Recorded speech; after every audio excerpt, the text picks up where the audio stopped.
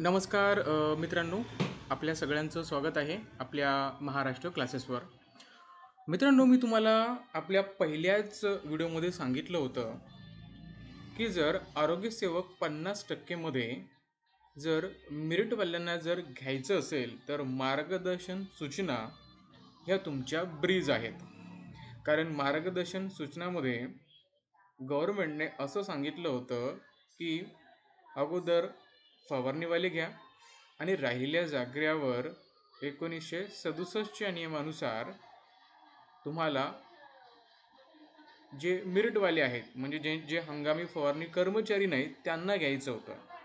पण आता काय केलं, काही लोकांनी मार्गदर्शन सूचनावरच स्टे आणला आणि मार्गदर्शन सूचनावर स्टे आणल्यामुळे आता मेरिटवाल्यांना प्रॉब्लेम निर्माण झाला.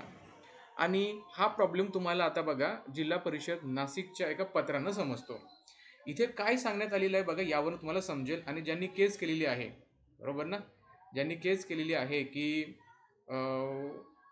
प्राधान्य शब्दाबद्दल, तर बघा, जिल्हा परिषद नाशिक अंतर्गत आरोग्यसेवक 50% करिता हंगामी फवारणी अनुभव धारण न करणाऱ्या उमेदवाराची दिनांक 4/12/2024 रोजीची कागद पडताळणी आदेश रद्द करण्याबाबत.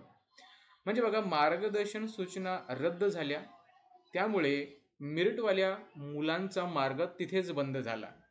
मग जर मेरिटवाल्यांना घ्यायचं असेल तर मार्गदर्शन सूचना आवश्यक आहेत. मी तुम्हाला पहिल्याच व्हिडिओमध्ये सांगितलं होतं.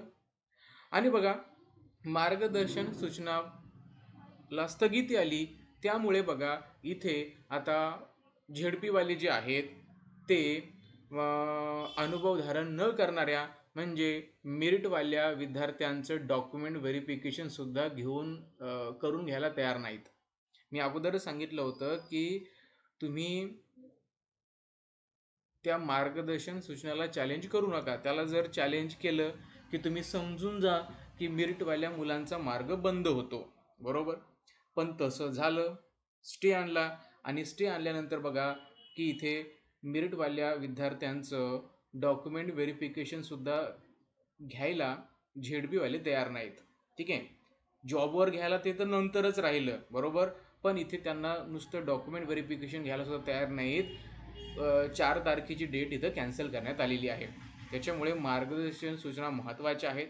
जे विद्यार्थी कोर्टामध्ये जाणार आहेत स्टे उठवण्यासाठी, त्यांना सपोर्ट करा, त्यांना फायनान्शियल मदत करा. आपापल्या जिल्ह्याचे ग्रुप्स काहीतरी बनवले वाटतं, तर सगळ्यांना मदत करा. ठीक आहे, त्यांना हेल्प करा, त्यांच्या पाठीशी उभे राहा हा स्टे उठवण्यासाठी. ठीक आहे, तरच मेरिटवाल्यांना घेतल्या जाऊ शकतं. आता बऱ्याच मूर्खांना असं वाटतंय की आपण स्टे आणला तर इथे आपल्याला मेरिटवाल्यांना घेतल्या जाऊ शकतं, तर तसं नाही आहे विद्यार्थी मित्रांनो.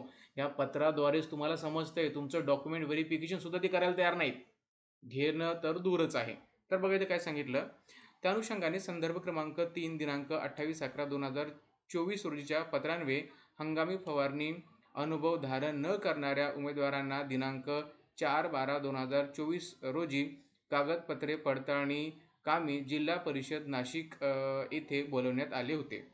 परंतु संदर्भ क्रमांक 4 अन्वये शासनाच्या दिनांक 15/10/2024 रोजीच्या पत्रास दिनांक 27/11/2024 आदेशान्वये स्थगिती दिलेली असल्याने सर्व उमेदवारांना कळविण्यात येते की कार्यालयाकडील दिनांक 28/11/2024 रोजीचे पत्र रद्द करण्यात येत असून दिनांक 4/12/2024 रोजीचे कागद पडताळणीकरिता आलेले नियोजन रद्द करण्यात येत आहे, यांची सर्व उमेदवारांनी नोंद घ्यावी. म्हणजे बघा, ज्यांनी मेरिटवाल्यांनाच घ्या असं म्हटलं ना, बघा तुमचं डॉक्युमेंट व्हेरिफिकेशनसुद्धा करून घ्यायला तयार नाहीत. त्याच्यामुळे मार्गदर्शन सूचनावरील स्टे उठवणं अतिशय महत्त्वाचं आहे.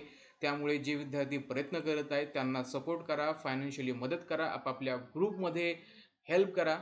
ठीक आहे, आपण एक्झाम द्यायला गेलो तर 2-4 हजार रुपये जातात, तर 5-5, 10-10 हजार रुपये लागू द्या आणि कोर्टामध्ये जा आणि हा स्टे उठवा.